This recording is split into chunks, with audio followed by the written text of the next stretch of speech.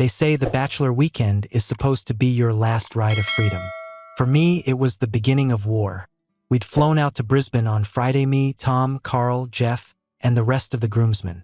It was supposed to be tame. Just a few drinks, maybe a poker night, nothing to rattle the wedding timeline. But I should have known the moment Tom pulled out the pills on the plane, grinning like a high schooler who just found his dad's stash. By Saturday night, it was chaos. Carl got booted from the casino. Tom nearly got into a fistfight with a bartender. The hotel manager came knocking on our door about the noise. Twice. The second time, he brought 2 cops and a formal eviction notice. We were out. No apologies. No refunds. Tom laughed it off and offered to take us to his cousin Tony's place, just outside the city. I almost Ubered to the airport. Should've, probably. But it was 1 a.m. I was tired, hungover, and just wanted to get horizontal. So I followed the pack. Tony's house was a mess. Some 2-story bachelor pit with dusty shelves, a fridge full of beer, and a smell like wet carpet and weed. I crashed in a guest room with stained curtains and a sagging mattress, still wearing my jeans and wedding shirt. Lying there, I stared at the ceiling and thought about Georgia. She hated this trip, said it was immature, a waste of money, said she trusted me, but her voice cracked when she said it. I brushed it off, though she was just stressed about the wedding. Flowers, seating charts, dress fittings, it was all getting to her. She wasn't sleeping. Neither was I.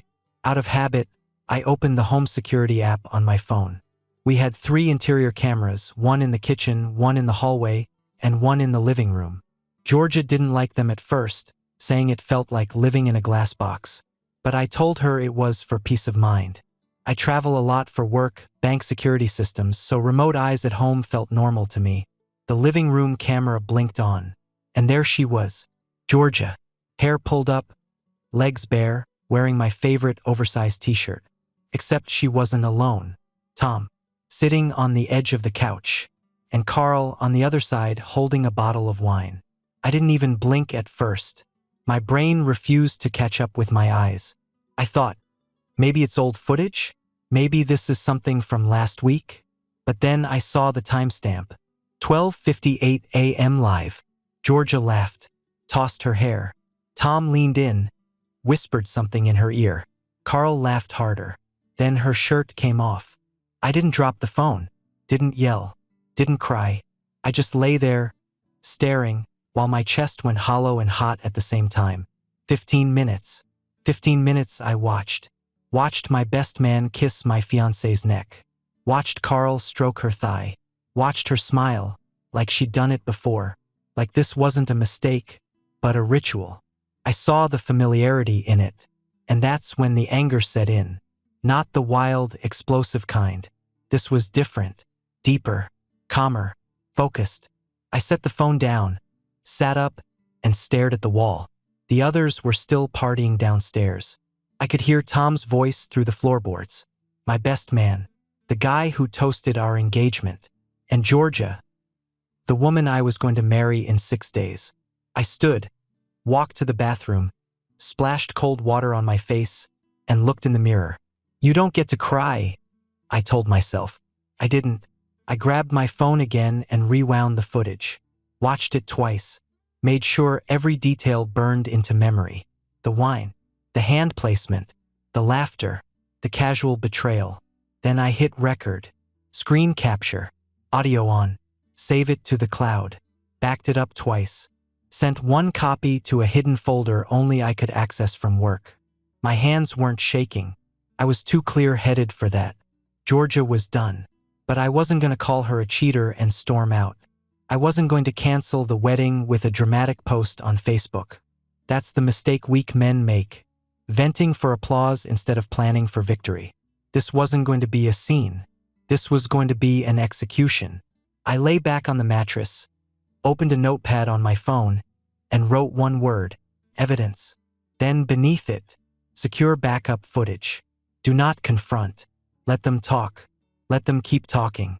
Weaponize their confidence. I stared at the list for a while, then added a final line. Make them regret underestimating you.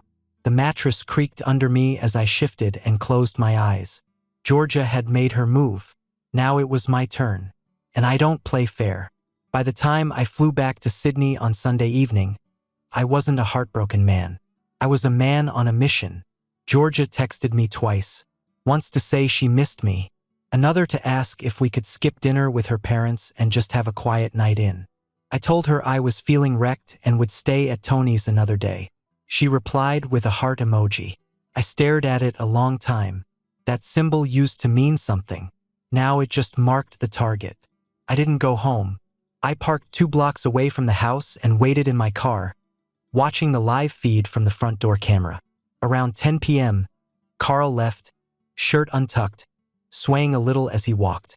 Georgia stood in the doorway, barely dressed, and blew him a kiss. 2 hours later, Tom left too. Georgia kissed him on the mouth. That's when I knew it wasn't a one-time mistake. This was routine, comfortable, coordinated. I opened a private channel on my security app and pulled footage from the last 48 hours. I clipped the moments, Georgia's laugh, her shirt slipping off, the drunken moaning, the slurred words about practicing for the honeymoon. I separated each file, time-stamped it, and watermarked it. Evidence, not just emotion. Then I logged into my neighbor Lynette's message history from last month. She'd complained about our backyard party once before. Noise levels, music, the fire pit. I remembered her threatening to call the cops if it happened again. So I made sure the noise happened again. On Monday night, I turned on the stereo remotely. Just enough volume to be annoying through the walls. Georgia was home with Tom and Carl again. I waited until I saw the wine bottles on the kitchen counter, until I heard them talking about finishing what they started. And then I made the call. 000, what's your emergency? I put on a shaken voice. Hi, yeah, I'm worried about my neighbor. Lot of shouting next door. I heard a woman crying. Then something broke. It's the house on the corner, white fence. I think there's a domestic problem going on. They asked if I knew the residents. I said I just moved in and didn't want to get involved. Hung up. I watched the cameras. Lights flashing. 2 police cars. Knocking. Then pounding. Georgia opened the door in shorts and nothing else. Hair a mess. Wine in hand. Tom stumbled out of the kitchen, shirtless. Carl trailed behind, trying to zip up his pants. One of the officers stepped in. Another followed. They asked questions. Georgia started talking fast. Tom reached for his phone. Carl tried to leave, but the officer told him to sit down. Then one of them noticed the pill bottle on the table. Not a prescription. Not legal. The rest unfolded in perfect order. Cuffs. Reading of rights. Protests. A scuffle in the hallway. All recorded from 3 angles. When the backdoor camera caught Carl being shoved into the police car, barefoot and swearing, I allowed myself a tight smile. I didn't do this out of rage. I did it for the silence that followed. Georgia wasn't arrested, but she looked like she'd been hit by a truck when the officers finally left. She stood alone on the porch, arms folded over her chest, head down. I zoomed in, took a screenshot, saved it. That was the moment it hit her. Something was wrong. That was the moment she started to feel watched. Good. I turned off the stereo and leaned back in my car. For the first time in days, I actually exhaled. But this was only the first nail in the coffin. Tuesday morning, I returned to work like nothing happened. Security briefings, backlogged emails, boardroom updates. I took meetings, smiled when needed, pretended not to notice that Georgia hadn't texted once. That afternoon, I added another layer. I emailed myself anonymously using a secure offshore server. Possible footage of public indecency and illegal substance use involving local professionals. Attached.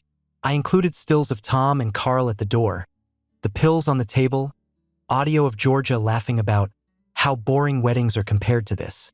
I BCC'd it to 2 addresses.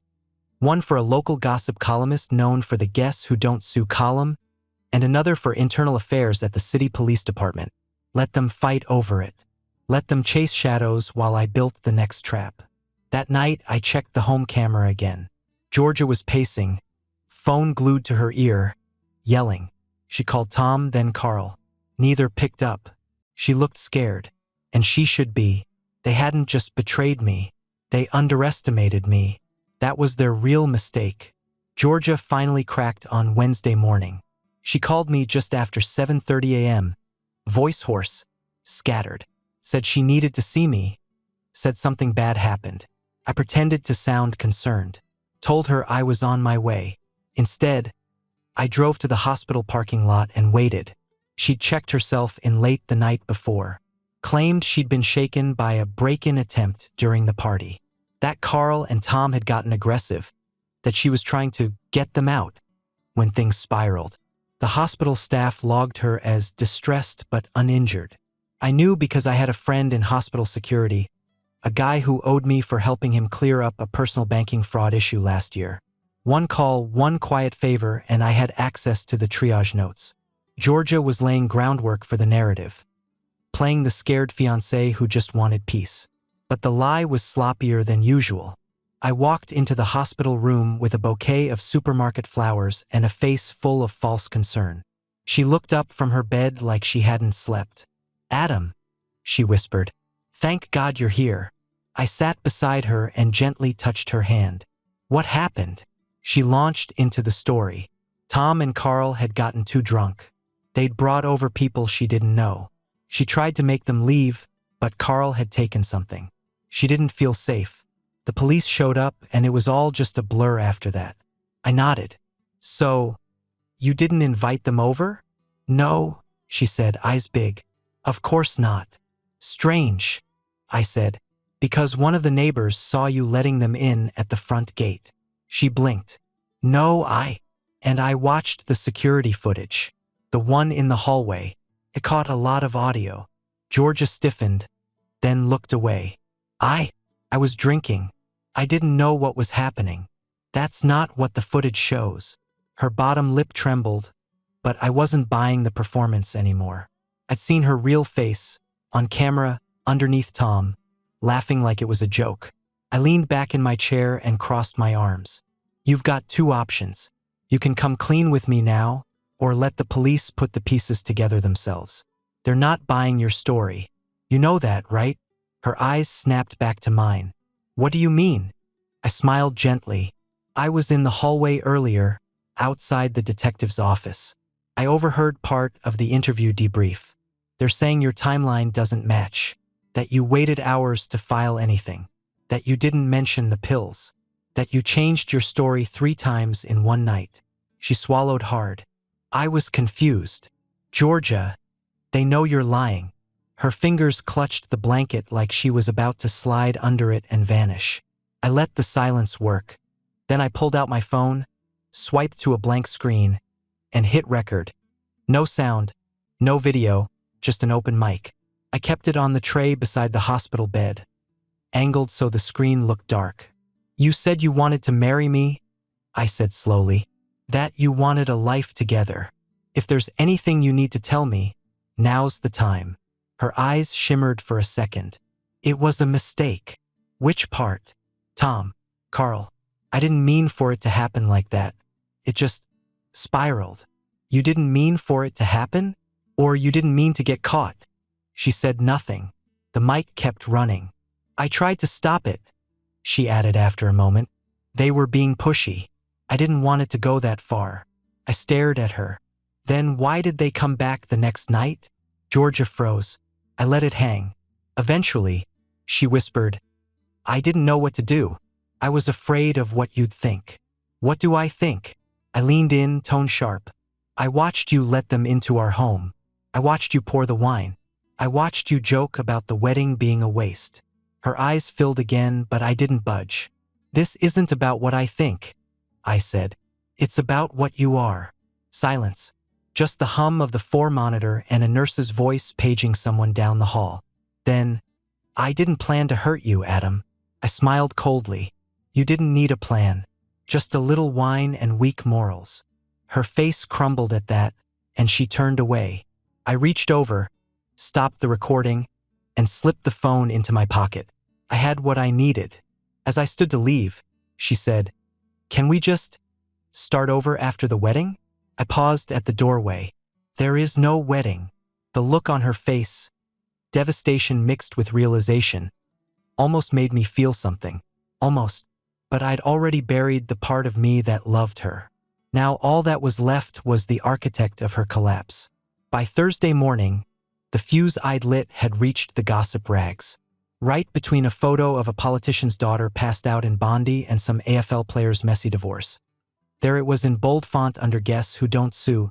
An up-and-coming Sydney bride, daughter of a former mayor, was allegedly caught celebrating her engagement in an unconventional way, with not one but two groomsmen. According to sources, a concerned neighbor alerted police to an incident involving drugs, noise, and some very close friends. Police arrived to find the trio mid-celebration. Arrests were made. The wedding for now is still on. But our bet? Save your gift receipt. They didn't name names. They didn't have to. The comments section on the paper's website lit up like dry brush in December. People knew. Sydney's finance and corporate circles weren't that big, and George's name had been dropped in too many charity events and wine launch parties to go unnoticed. I sipped my coffee and read the piece 3 times before forwarding the link anonymously to George's mother. No subject line, just the article. Petty? Sure, but effective. By mid-afternoon, Georgia texted, "Did you leak that story? Then, please, we can fix this. Just talk to me." Then nothing. Meanwhile, Tom's Instagram account went private. Carl's page disappeared altogether. Rumor was, they'd both been suspended from their jobs pending internal investigations. Tony's house got visited again by the police, this time with a proper warrant. And me? I was quiet, calm, patient. You don't win by blowing everything up at once. You win by letting them burn each other down. I spent the next 2 days feeding the fire, selectively, anonymously, and with surgical precision. I clipped video stills and leaked them as tips to a local crime reporter. I shared snippets of George's hallway conversations where she laughed about doing it again at the reception and said, "Tom kisses better than Adam anyway." It was disgusting and perfect. The same columnist picked it up 2 days later with a follow-up headline. "Is the wedding of the year turning into the scandal of the season?" George's mother tried calling me 5 times. I didn't pick up. Instead, I turned to something more productive, tracing the pills. On a hunch, I went back through Tom's texts from the bachelor weekend. He'd borrowed my phone to a hotspot when his data ran out. Lucky me, he forgot to log out of WhatsApp. His last message to Tony read, "Got the gear. Georgia says she wants the strong stuff this time." I screenshot it, timestamped it, forwarded it to an encrypted drive, and then sent a copy to a police narcotics officer I'd once helped recover stolen banking data. He owed me a favor. I wasn't asking him to act, just to take a look. Within 24 hours, Tony's place was raided again. This time, they weren't asking politely. That night, I sat in my car and watched George's house on the camera feed. She was alone now, no Tom, no Carl. Just her, pacing, yelling into her phone, shutting the blinds one by one like that'd make the eyes go away. But I was already inside her life, even if I was miles away. She'd made herself the spectacle. All I did was hold up the mirror. Around 11 p.m., she called again. This time I picked up. Her voice was ragged, desperate. "Adam, I know I've messed up. I know it looks bad. You slept with 2 of my groomsmen in our house, Georgia. I'd say it looks exactly like it is. I didn't plan it like that. It wasn't supposed to happen. But it did. And it happened again. And again. While I was planning a life with you." Silence. Then she tried a different tactic. "I miss you. I need you." "No, you miss the stability, the status, the access to my account. You miss being Mrs. Spencer on paper, but not in practice." "That's not fair." I hung up. That was the last time I'd speak to her voice-to-voice. She'd made her choices. Now I'd finish what she started. When you spend years working in banking compliance and digital risk, you learn one thing above all else. Every powerful man thinks he's untouchable until the audit shows up. Georgia had always bragged about her new job. Not the work itself, she barely mentioned that, but the perks, business class upgrades, gifts from vendors, and one too many dinners with her boss, Jeremy.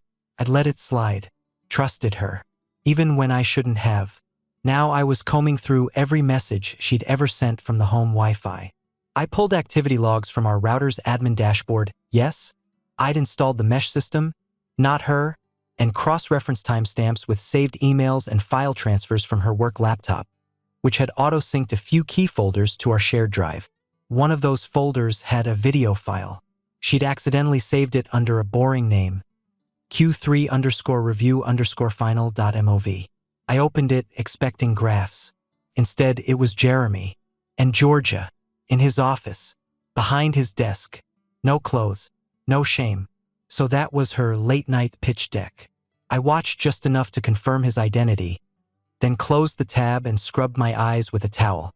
Not because I was shocked I was past that, but because I knew exactly what this meant. Jeremy was her boss. Jeremy was also friends with Turnbull, the same Turnbull who ran the firm where I just secured a multi-million-dollar cybersecurity contract.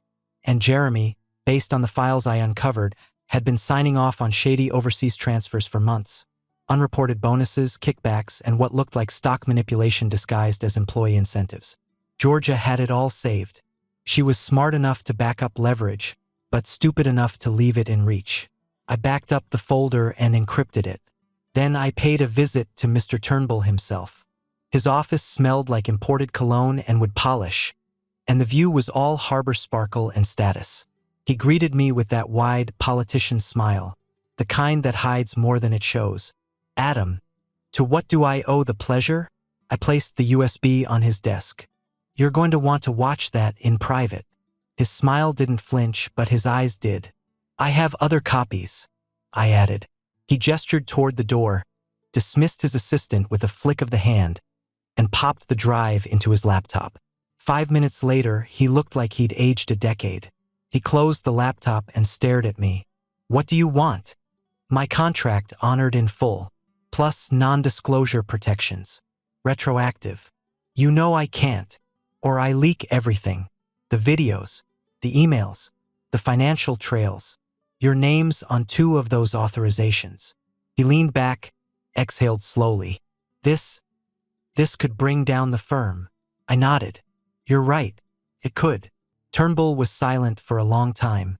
Then, we'll draft something, quietly, but you vanish after this. That's the plan. By Monday morning, I had a final payout, plus a legal clause sealing my silence. As if I needed help staying quiet. I wasn't after noise. I wanted precision. That same morning, police raided Tony's house again. Bigger sweep this time. Dogs. Plainclothes officers. They found more pills. Packaging equipment. Cash. Phones full of orders from half the groomsmen, including Carl and Tom. George's father, the proud ex-mayor, tried to spin it in the media, called it youthful indiscretion, and blamed the influence of bad friends. Didn't work, because on Tuesday, the full video of Georgia and Jeremy hit a private whistleblower blog. Not from me. I'd given that to someone else. Someone who knew how to post from a burner location in Malaysia and keep their hands clean. The article linked her name, her boss, and several board members in a scandal that reached national outlets within hours. Jeremy was suspended. Georgia was put on leave. Turnbull resigned for health reasons. And me? I sent a simple message to Georgia's inbox. Just a screenshot, her and Jeremy in frame, and one line, "You filmed it. I just watched." She didn't reply. She didn't have to. The wedding venue was canceled. Her parents went silent. Tom and Carl made bail but were suspended from their jobs. Tony? He was facing 5 federal charges. And the one question I kept asking myself while sipping my scotch that night was, how did they all think I wouldn't find out? They built their little playground on lies. I just brought in the bulldozer. She showed up on Thursday evening. No warning. Just knocked on the door of my apartment like we were still engaged. Like the last 2 weeks hadn't burned our entire future to ash. I opened the door. She looked thinner, like guilt had carved weight off her face. She was wearing one of my hoodies. I didn't bother asking if she wanted to come in. She stepped inside without a word. I closed the door, said nothing. She stood in the living room, staring at the fireplace that never worked, the photos still stacked in a box from when we moved in. It was the first time I'd seen her since the hospital. "I shouldn't be here," she said quietly. "No, you shouldn't." I needed to say it. All of it. I crossed my arms. "Then say it." She turned to face me, and for the first time since this mess started, she didn't try to cry. No tears. Just a look I hadn't seen on her face in months. Something close to shame. "It started with Jeremy," she began, voice flat. "9 months ago. I've been at my new job for 2 weeks. He took me out for drinks after a late project review. You told me you were working overtime." She nodded. "I was. Then I wasn't." I clenched my jaw but stayed silent. "It was supposed to be one time," she said. "But I don't know. He had power." I felt like I had to keep saying yes. Then it turned into dinner. Then gifts. He gave me a promotion. He made it easy. "You filmed it," I said, not asking. "Yes." She paused. "At first it was his idea, then mine. I thought if I had footage, he wouldn't cut me off or leave me hanging. So you blackmail your way into keeping your affair." "I didn't want to lose everything," she said. "And part of me thought, if I controlled it, I could still come back to you." My laugh came out sharp. "You were never planning to come back to me. You just didn't want to lose your safety net. I thought we'd still get married. Eventually. That I could fix it." I stared at her. "After screwing my best man and Carl?" Her face twisted. "That night was different. We were drunk, I was angry. I thought you were out there sleeping around. Tom said he saw you at the club with someone. Tom said a lot of things. So you invited him into our bed to teach me a lesson." She didn't answer. That was enough to answer enough. I walked over to the kitchen counter, pulled open the drawer, and handed her a hard drive. "Copy the files. All of them. The originals. No edits. I want everything." She hesitated. "What are you going to do with them?" "Not your concern anymore." She plugged in her phone, transferred the folder, then handed the drive back like it weighed 10 kilos. "You're not going to jail," I said. "I made sure of that. But your reputation, that's already gone." Georgia looked up at me, finally showing that flicker of rage I knew so well. "You destroyed me." "No," I said. "You destroyed you. I just recorded the evidence." She took a shaky breath. "Are you ever going to forgive me?" "No." Her lip quivered again, but the tears didn't come. Maybe she was finally dry. Or maybe she realized there wasn't a damn thing left to cry for. "I loved you," she said softly. "No," I said, holding her gaze. "You loved what I gave you, what I built. You never loved the man, just the foundation." She nodded, turned, and walked to the door. No begging, no pleas, just the sound of her footsteps, then the soft click of the latch as she left. And just like that, it was over. The woman I'd once planned a future with had finally told the truth. And all it did was confirm what I already knew. She was never mine to begin with.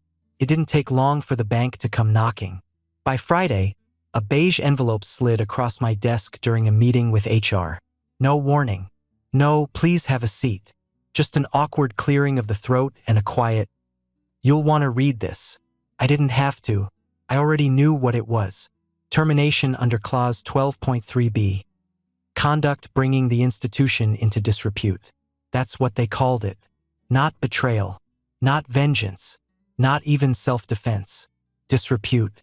The same bank ID protected from cyber attacks, insider threats, and shell corporations for the better part of a decade, now tossing me out to save face.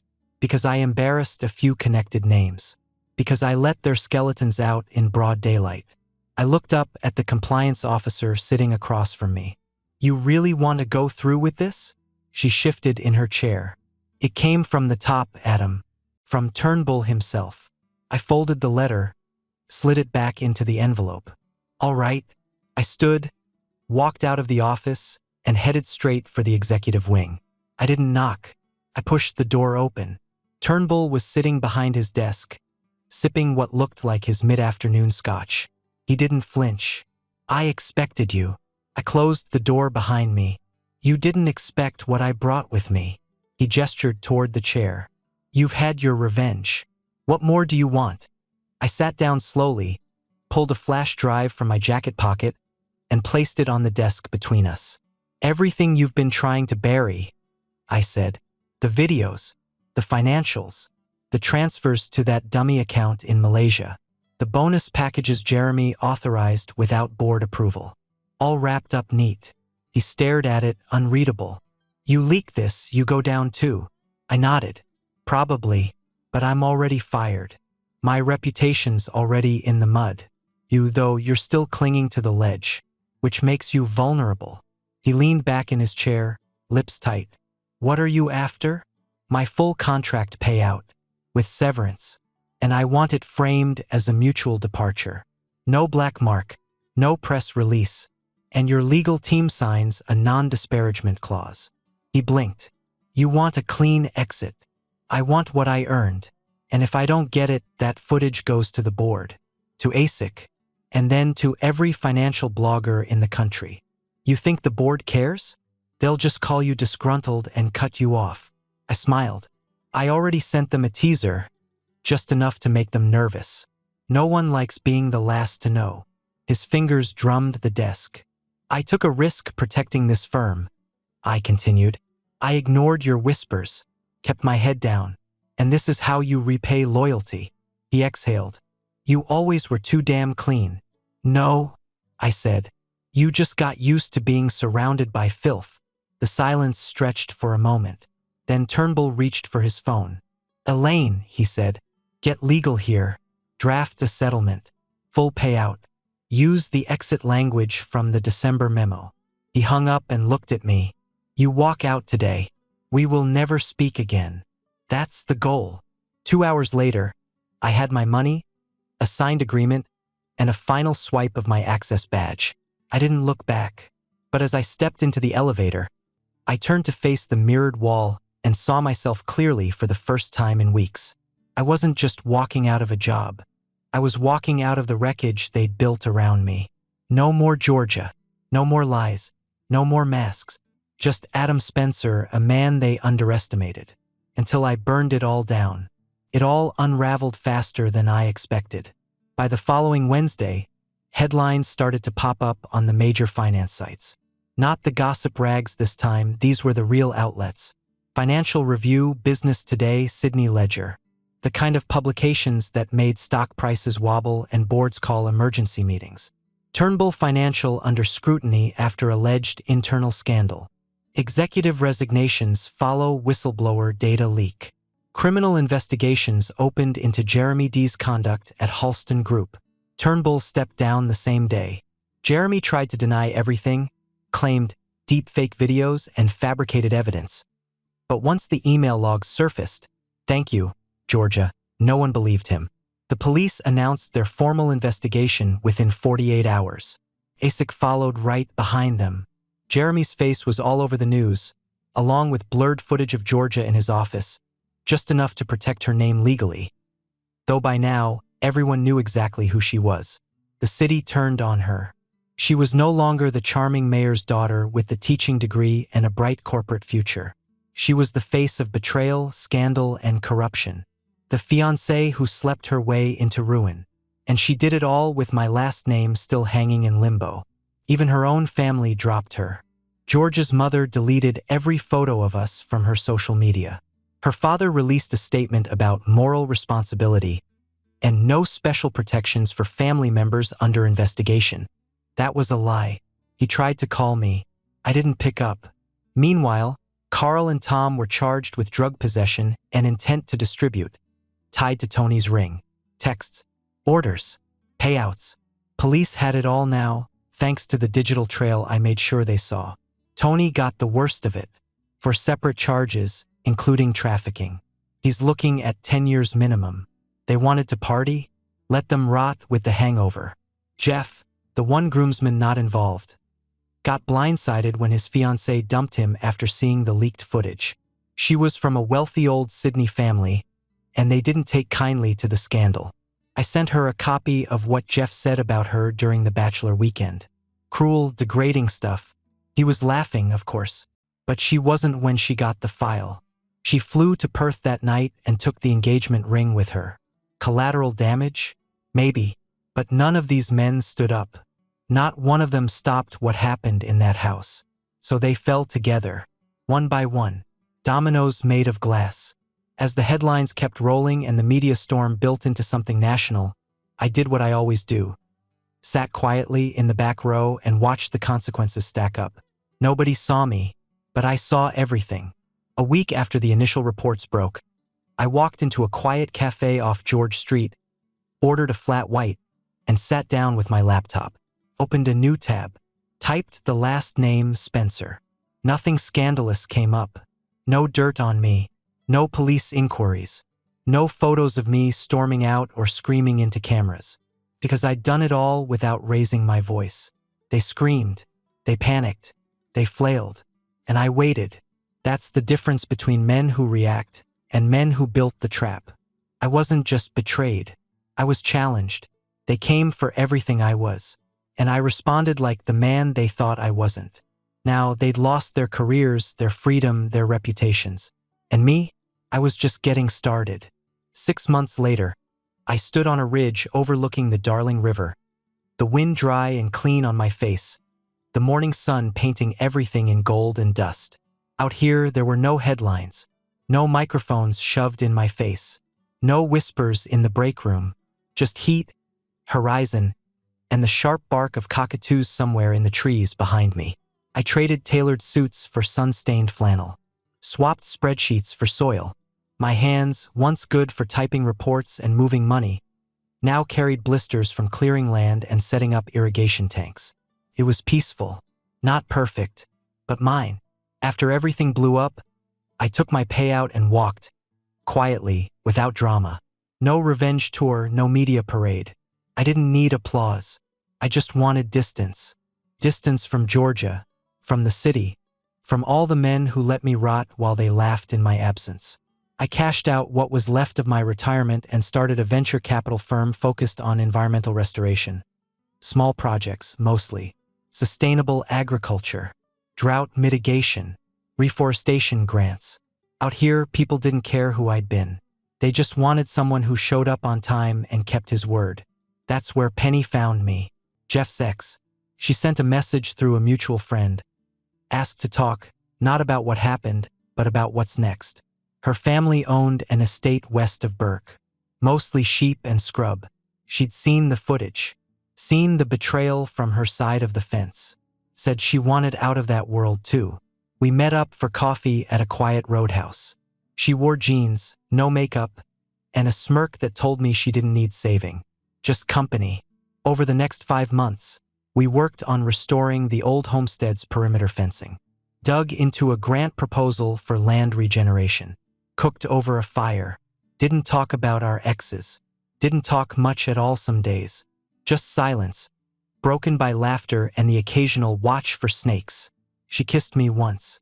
Didn't ask for anything. Just kissed me while we sat watching a dust storm on the horizon. And that was enough. But I didn't move in. Didn't unpack my bags permanently. Not yet. I still kept a small cabin near the river, solar-powered, stocked with tools and books. My place. My terms. No cameras. No passwords. No guests unless I said so. Every once in a while I'd get a message.